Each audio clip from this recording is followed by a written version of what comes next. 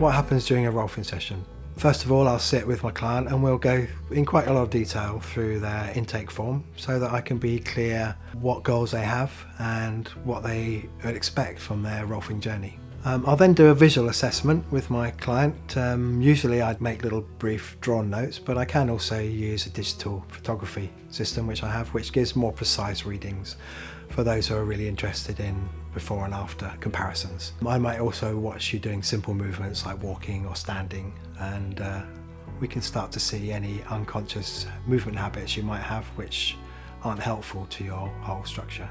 We'll then go to the table and I'll work mostly with manipulation with my hands in specific directions and in specific depths, and possibly do a little bit of movement re-education to address the theme of that session.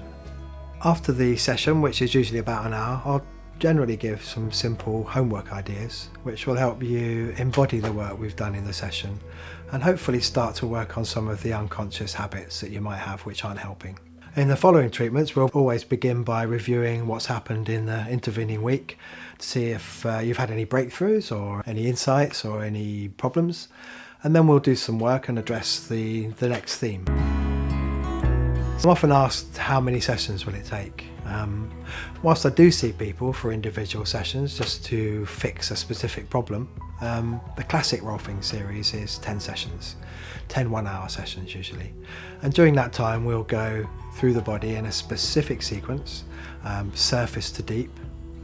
So the first 3 sessions are about the sleeve of the body, and then sessions 4 to 7 are more to do with where we live, we call it the core. And then the last 3 sessions, 8, 9 and 10, are to relate the sleeve to the core and the whole to the environment around us.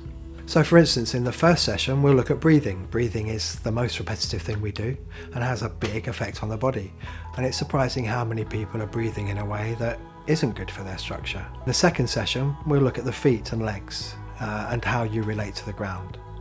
In an unconscious kind of felt sense, unless you feel safe on the ground, the rest of the body isn't going to feel safe to relax. And studies have shown that poor foot mechanics, poor gait patterns, has been a major cause of back pain in the Western world. I have practices in London and Surrey, and I'm happy to be contacted by phone or email.